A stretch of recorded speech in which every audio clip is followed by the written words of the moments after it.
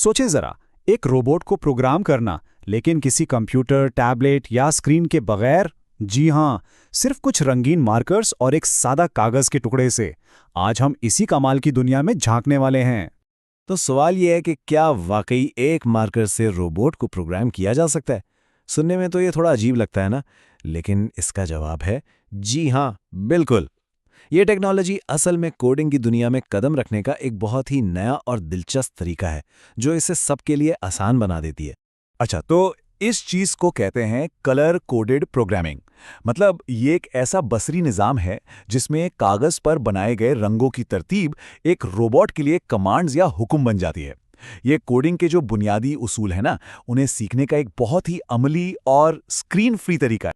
तो अब आते हैं असल बात पर कि ये सब काम करता कैसे है। चलें देखते हैं कि इसके पीछे का जादू क्या है, किन चीजों की जरूरत पड़ती है, और ये नन्हा सा रोबोट रंगों की जबान को समझता कैसे है। और मजे की बात यह है कि शुरू करने के लिए कोई लंबी चौड़ी लिस्ट नहीं चाहिए।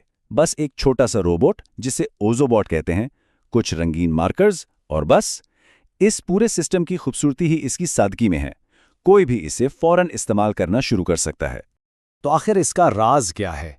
देखें, रोबोट के नीचे छोटे छोटे ऑप्टिकल सेंसर्स लगे होते हैं।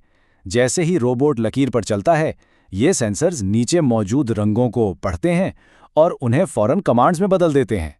कितना आसान है। और एक और बहुत ही जबरदस्त बात, रोबोट हमें फौरन फीडबैक भी देता है।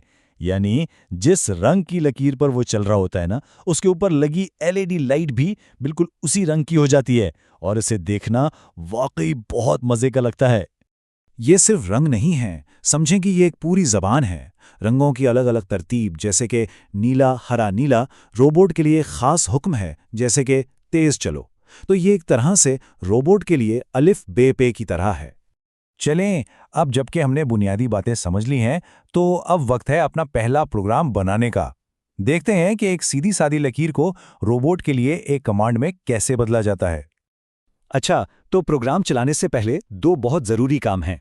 पहला, रोबोट को ऑन करना, और दूसरा, उससे एक काले नुक्ते पर रखकर कैलिब्रेट करना।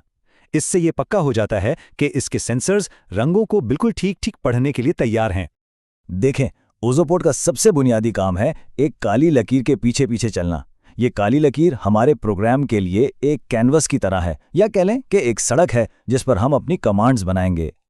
और ये रोबोट सिर्फ सीधी लकीरों का माहिर नहीं है, ये शार्प टर्न्स यानी 90 डिग्री के कोने और हल्के फुल्के मोड़ भी आसानी से काट लेता है।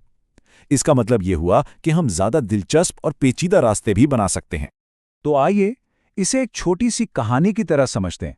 सबसे पहले हम बनाते हैं एक काली लकीर। ये रोबोट के लिए एक सीधा सादा सा रास्ता है जिस पर वो अपनी नॉर्मल स्पीड से चलता रहेगा। लेकिन फिर इस कहानी में आता है एक ट्विस्ट। हम इस काली लकीर पर रंगों का एक छोटा सा ब्लॉक बना देते हैं। मिसाल के तौर पर नीला, फिर हरा और फिर नीला। और ये सिर्फ डिजाइन के लिए नहीं है, ये असल में एक हिदायत है।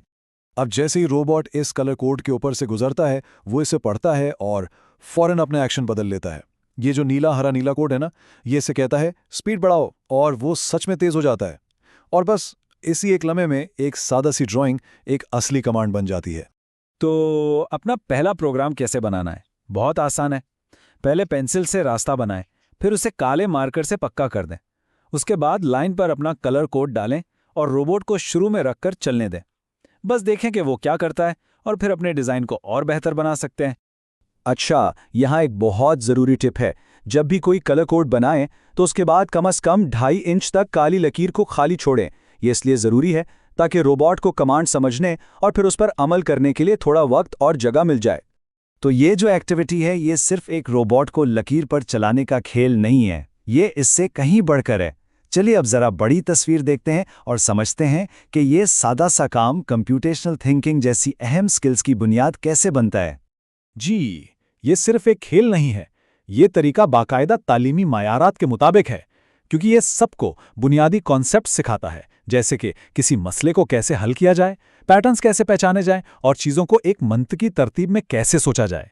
यही वो चीज़ें हैं जो आगे जाकर पेचीदा कोडिंग की बुनियाद बनती हैं।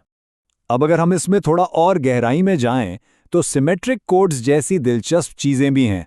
देखें, कुछ कोड्स ऐसे होते हैं जो सिर्फ एक तरफ से आने पर काम करते हैं, लेकिन सिमेट्रिक कोड्स जैसे कि नीला सुर्ख नीला कमाल के होते हैं।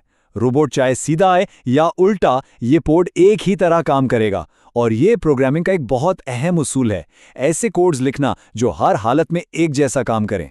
और कहानी यहाँ खत्म नहीं होती। असल मजा तो तब शुरू होता है जब हम अलग अलग कलर कोड्स को काली लकीरों से जोड़कर एक पूरी सीरीज बनाते हैं।